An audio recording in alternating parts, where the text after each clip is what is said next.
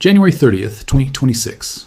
A single satisfactory announcement from the White House, and within hours, $5 trillion gone. Gold crashing 8%, silver collapsing 17%, the largest single-day destruction of safe haven wealth in 13 years. But here's what the mainstream financial media will not tell you. This was not a crash. This was a harvest. And the hands that engineered it are preparing for something far larger. Welcome to All in Ag. Now, before we proceed any further, a humble request. If you have followed the gold and silver markets for years, perhaps decades, if you have witnessed the cycles, the crashes, the recoveries, then you understand the value of informed analysis. So, if you have not yet subscribed to this channel, please take a moment, press that subscribe button. It costs nothing, but it ensures you remain informed when the next critical moment arrives. And while you're here, drop a comment below. Tell us, from which part of the world are you watching today? Are you in New York, London, Dubai, Lahore, Singapore? We want to know, because this story affects every corner of the globe. Now, let us begin. It began like any other Friday morning. Traders in New York poured their coffee. Analysts in London reviewed their charts. Investors in Shanghai monitored their screens. January 30th, 2026 seemed ordinary. But by noon, the global financial system would witness something extraordinary, something that had not occurred in 13 years. A collapse so violent, so sudden, that even seasoned professionals stood frozen at their terminals. The precious metals market had been on fire. Gold had climbed to an all-time high of $5,595 per ounce. Silver had reached $120, a level many analysts believed impossible just months earlier. Investors around the world had poured their savings into these metals. They believed gold and silver would protect them. They believed these assets were safe. They were about to learn a brutal lesson. At approximately 11 o'clock Eastern Time, a headline flashed across Bloomberg terminals worldwide. President Donald Trump had nominated Kevin Warsh as the new Federal Reserve Chair. For most ordinary people, this news meant nothing. But for those who understood monetary policy, this was an earthquake. Within minutes, the dollar index began to rise. It climbed from a 4-year low of 96 toward 96.5. And as the dollar strengthened, gold began to fall, first slowly, then rapidly, then catastrophically. By early afternoon, gold had crashed from $5,520 down to $4,941. An 8% decline in just 6 hours, billions of dollars in value simply erased. But gold was not the worst victim of the day. Silver suffered far more. The white metal had opened near its all-time high of $120 per ounce. Investors were euphoric. Some analysts predicted silver would reach $150 by summer.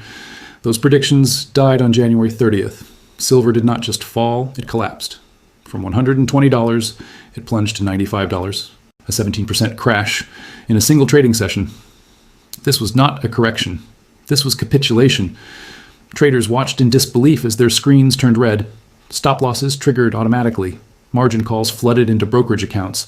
The selling fed upon itself, creating a downward spiral that no one could stop. To understand the scale of this destruction, one must consider the numbers.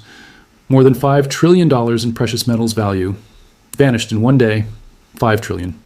That is larger than the entire economy of Japan. That is more than the combined wealth of the 20 richest people on Earth. Gone. In hours. For the average American family, this crash carried personal consequences. Many had purchased gold and silver as protection against inflation. They had watched their investments grow throughout January. They had felt secure. Now, that security had evaporated. Retirement accounts holding gold ETFs lost up to 14% of their value before lunch. Silver mining stocks crashed even harder. Some fell 20% or more. The wealth effect, which had made people feel richer and more confident, reversed instantly. Suddenly, families felt poorer. They felt afraid. They questioned every financial decision they had made. Financial historians immediately began comparing this crash to previous disasters. The April 2013 gold crash, when the metal fell 9% in 2 days. The COVID panic of March 2020, when silver collapsed as investors desperately sought cash. The August 2020 decline, when silver dropped nearly 17%. January 30th, 2026, now joined this list of infamous dates. But there was something different about this crash, something that made experienced analysts deeply uncomfortable. The previous crashes had clear causes: economic data, pandemic fears, central bank announcements. This crash had only one trigger: a nomination, a single personnel decision at the Federal Reserve. One man's name, announced on social media, had moved $5 trillion. This raised an unsettling question. If one announcement could cause this much destruction, what else could move the markets so violently? And more importantly, who had known about this announcement before the public? Who had positioned themselves to profit from the panic? The answers to these questions would not come easily. But one thing was certain. The collapse of January 30th was not random. It was not accidental. And the man at the center of it all, Kevin Warsh, held the key to understanding what had truly happened. In the world of central banking, names carry weight. Some names inspire confidence. Others create fear. A few reshape entire markets with a single mention. On January 30th, 2026, one name did all three, Kevin Warsh. To understand why this name triggered a $5 trillion collapse, one must travel back in time, back to 2006, back to a moment when a young man walked into the Federal Reserve Building in Washington, D.C. and made history. Kevin Warsh was 35 years old when he became a Federal Reserve governor, the youngest in the institution's 113-year history. This was not a man who had climbed slowly through academic ranks. He had not spent decades writing research papers. He had not waited patiently for his turn. Warsh came from Wall Street. He had worked at Morgan Stanley. He understood how money truly moved. He knew the players. He knew their games. And when the 2008 financial crisis erupted, Warsh became the Fed's primary liaison with the banking giants. He was the bridge between the central bank and the institutions that were collapsing. He watched as trillions of dollars were created from nothing. He observed as bailouts saved the wealthy while ordinary people lost their homes. He learned how the system truly operated, but Warsh was not comfortable with what he saw. While other Fed officials celebrated their crisis management, Warsh grew skeptical. He questioned the aggressive money printing. He doubted the wisdom of keeping interest rates at zero for years. He worried about the long-term consequences. In the quiet corridors of the Federal Reserve, Warsh became known as a hawk in a building full of doves. He resigned in 2011.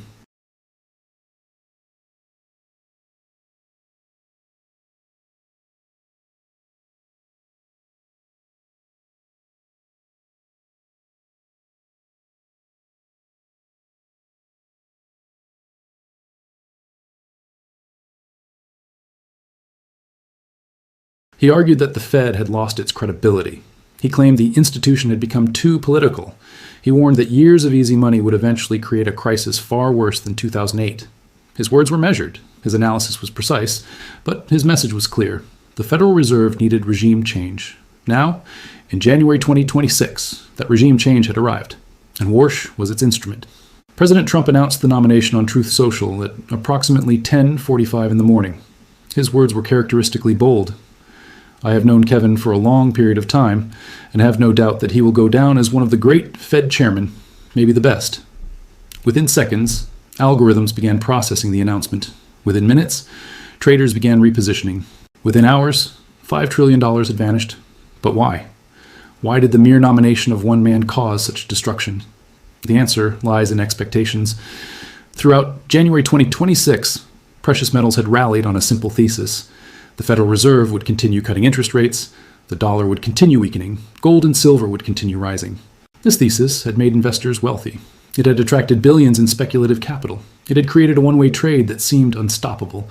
Kevin Warsh destroyed that thesis in an instant. Warsh was not Jerome Powell. Powell had become predictable. Markets understood his patterns. They anticipated his moves. Warsh was different. His hawkish history suggested fewer rate cuts. His Wall Street background implied tighter monetary conditions. His criticism of Fed activism indicated a more restrained approach. Every assumption that had driven the precious metals rally was suddenly in question. The dollar responded immediately. It surged from its 4-year low. Traders who had bet against the greenback scrambled to cover their positions. And as the dollar rose, gold and silver fell. This was not coincidence, it was mathematics. Precious metals are priced in dollars. When the dollar strengthens, it takes fewer dollars to buy an ounce of gold. The price falls, even if nothing about the metal itself has changed, but there was something deeper at work, something beyond simple currency mechanics. The Warsh nomination signaled a potential shift in the entire monetary regime. If Warsh brought his hawkish philosophy to the Fed, the era of easy money might finally end. And if easy money ended, the entire foundation of the precious metals bull market would crumble. This is what the algorithms calculated in milliseconds. This is what the institutional traders understood immediately. And this is what ordinary investors, checking their phones over lunch, never saw coming. By the time most people learned about the nomination, the damage was done. Gold had already crashed. Silver had already collapsed. The wealth transfer was complete. Those who understood the significance of Kevin Warsh had already acted. Everyone else was left holding the losses. But the story does not end here, because the Warsh nomination raised questions that went far beyond precious metals. Questions about Federal Reserve independence. Questions about political interference in monetary policy. Questions about who truly controls the value of money. And lurking beneath all these questions was an investigation that threatened to shake the very foundations of American central banking. An investigation involving the current Fed chair, Jerome Powell. An investigation that made the Warsh nomination not just significant, but urgent. There's a room in Chicago that most people will never see. No windows, no natural light, just rows of servers humming in climate-controlled darkness. This room belongs to the CME Group, the organization that operates the COMEX exchange, and on January 30th, 2026, this room became the epicenter of a $5 trillion earthquake. To understand what truly happened that day, one must look beyond the headlines, beyond the Warsh nomination, beyond the dollar surge, into the hidden machinery that governs how gold and silver prices are actually determined. Most people believe precious metals trade like vegetables at a market. Buyers and sellers meet. They negotiate. They agree on a price. This belief is dangerously naive. The real gold and silver market operates on two separate planes. The first plane is physical, real metal, real vaults, real delivery. A farmer in Nebraska buys silver coins from a local dealer. A central bank in Singapore takes delivery of gold bars. A jeweler in Mumbai purchases metal for wedding rings. This is the world most people imagine when they think of precious metals. But this world does not set the price. The second plane is paper, futures contracts, options, derivatives, leveraged positions that exist only as numbers on a screen. On the COMEX exchange, traders buy and sell contracts representing gold and silver that may never physically exist. For every ounce of real metal in COMEX vaults, there are sometimes dozens of paper claims. This is the world that sets the price. And this is the world where the January 30th crash was engineered. The weapon of choice was simple: margin requirements. When a trader buys a gold futures contract, they do not pay the full price. They pay a small percentage up front, called margin. This allows them to control large amounts of metal with relatively little money. It is leverage. It amplifies gains, but it also amplifies losses. And it creates a vulnerability that can be exploited. In the days before January 30th, the CME Group quietly raised margin requirements on precious metals contracts. The increases seemed small. A few percentage points here, a few there. But for traders already stretched to their limits, these increases were devastating. Imagine a trader who controls $1 million worth of silver futures. He has deposited $100,000 as margin. Suddenly, the exchange demands $120,000. He must find $20,000 immediately, or his position will be liquidated. Now multiply this scenario by thousands of traders, all facing the same demand, all at the same time. This is what happened on January 30th. The Warsh nomination provided the spark, but the margin requirements provided the gasoline. As prices began falling, margin calls flooded into brokerage accounts worldwide. Traders who could not meet the calls had their positions automatically sold. This selling pushed prices lower. Lower prices triggered more margin calls. More margin calls triggered more selling. A cascade, feeding upon itself until the market broke. But there's another element to this architecture, an element involving timing. The precious metals market operates across multiple time zones: New York, London, Shanghai, Tokyo. When one market closes, another opens, but there are gaps, windows of time when certain players are absent. Chinese investors had been aggressive buyers throughout January. Their demand had helped push silver to record highs. But Chinese markets operate on Beijing time, and when Chinese traders finished their day, there was a window when their buying support vanished, a window when prices could be pushed without resistance.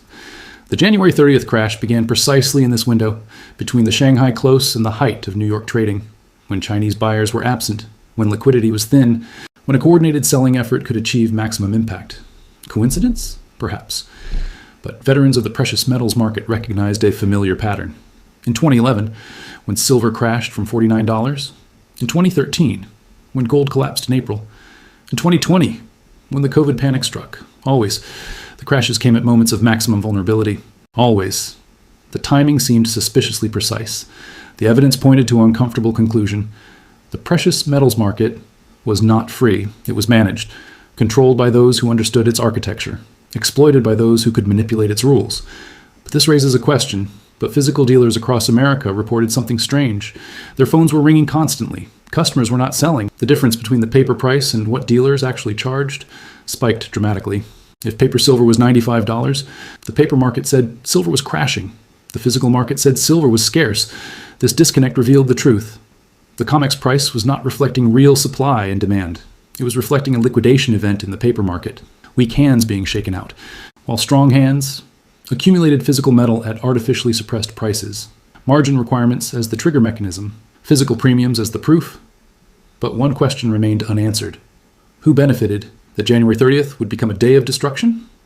The answer would lead to the highest levels of American finance, and to a confrontation that threatened the very independence of the Federal Reserve. When the dust settles after a financial earthquake, the survivors ask two questions. What just happened, and what happens next? On the evening of January 30th, 2026, these questions echoed through trading floors across the globe. $5 trillion had vanished. Portfolios had been devastated. Confidence had been shattered. But beneath the wreckage, a deeper reality was emerging. A reality that the headlines ignored. A reality that would determine the future of precious metals, and perhaps the future of money itself. The first truth was mathematical. Despite the crash, nothing fundamental had changed. The United States national debt still stood at $38.5 trillion. Interest payments still exceeded $1 trillion annually. The federal government still borrowed $8 billion every single day. These numbers had not decreased because gold fell 8%. These numbers had not improved because silver collapsed 17%. The debt remained. The deficits continued. The trajectory was unchanged.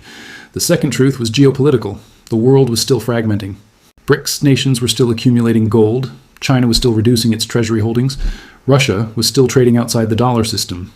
The de-dollarization trend had not reversed because of a single trading session. Central banks that had been buying gold for years did not suddenly change their strategy. If anything, the crash presented them with an opportunity. Lower prices. Same strategy. More accumulation. The third truth was industrial. Silver demand was still exploding. Solar panels still required silver. Artificial intelligence chips still needed silver. Electric vehicle batteries still consumed silver. The 30 million ounce annual deficit had not disappeared. Mines were not suddenly producing more. Recycling was not suddenly increasing. The supply shortage remained structural. The crash had changed the price. It had not changed the physics. These three truths formed the foundation of a strategic calculus, a calculus that separated sophisticated investors from ordinary speculators, a calculus that would determine who emerged from this crisis stronger and who never recovered. The first element of this calculus was simple. Paper losses are not real losses until they are realized. An investor holding physical gold coins had the same number of coins on January 31st as on January 29th. The weight had not changed. The purity had not changed. The metal remained. Only the paper price had moved. For those who had purchased gold and silver as long-term insurance, the crash was irrelevant. Insurance is not meant to be sold at the first sign of trouble. Insurance is meant to be held until it is needed. The second element was more subtle. Crashes create opportunities. The January 30th collapse had driven weak hands out of the market. Leveraged speculators had been liquidated. Nervous investors had panic sold. This selling created artificially low prices. Prices that did not reflect physical reality. Prices that sophisticated buyers recognized as temporary. In the days following the crash, reports emerged from dealers across America. Retail buying had surged, not selling, buying. Ordinary people were walking into coin shops and purchasing silver at prices they had not seen in weeks. They understood something that the algorithms did not. Crashes are when wealth transfers from weak hands to strong hands, and strong hands do not sell into panic. The third element was patience. The structural forces driving precious metals higher operated on timelines measured in years, not days. The debt spiral would take years to reach its conclusion. De-dollarization would take years to fully manifest. Industrial demand would grow over years and decades. A one-day crash, no matter how severe, could not reverse these trends. It could only delay them. But patience required conviction, and conviction required understanding. The average investor who had bought silver at $115 saw a 17% loss and felt fear. The strategic investor who understood the architecture saw a temporary dislocation and felt opportunity. The difference was not intelligence, it was knowledge. Knowledge of how the system operated, knowledge of who controlled the levers, knowledge of what the crash truly represented. This knowledge revealed the final truth of January 30th. The crash was not the end of the precious metals bull market. It was a shakeout within it. Every great bull market experienced violent corrections. Gold crashed in 1975 before rising to $850 in 1980. Silver collapsed multiple times before reaching $49 in 2011. These corrections terrified weak hands. They enriched strong hands. January 30th, 2026 was following the same pattern. The strategic calculus now became clear. For those holding physical metal, hold. For those with available capital, accumulate. For those using leverage, reduce exposure. For everyone, understand that volatility is the price of admission to a bull market. But there was one final consideration: the political dimension. Kevin Warsh had not yet been confirmed. Jerome Powell remained Fed chair until May. The Justice Department investigation continued. The Supreme Court case regarding Fed independence awaited decision. Any of these factors could shift the narrative. A surprise rate cut could send gold soaring. A failed confirmation could restore the previous trajectory. A court ruling could reshape the entire institution. The wise investor understood that January 30th was not a conclusion. It was a chapter. One chapter in a much longer story. A story about debt and money, about power and control, about the eternal struggle between paper promises and physical reality. The $5 trillion lost on January 30th would eventually be recovered. Perhaps not by the same hands that lost it, but recovered nonetheless. Because the forces driving precious metals higher were not defeated. They were merely delayed, and in the quiet that followed the storm, strong hands continued accumulating, waiting, watching, knowing that the next chapter was already being written. End of Part 4.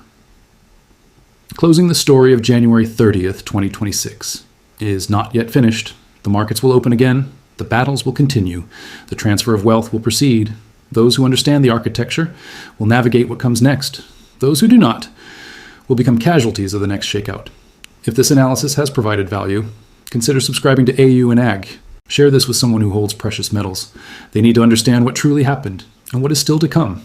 From AU and AG, stay informed, stay patient, stay strong. The precious metal story is far from over.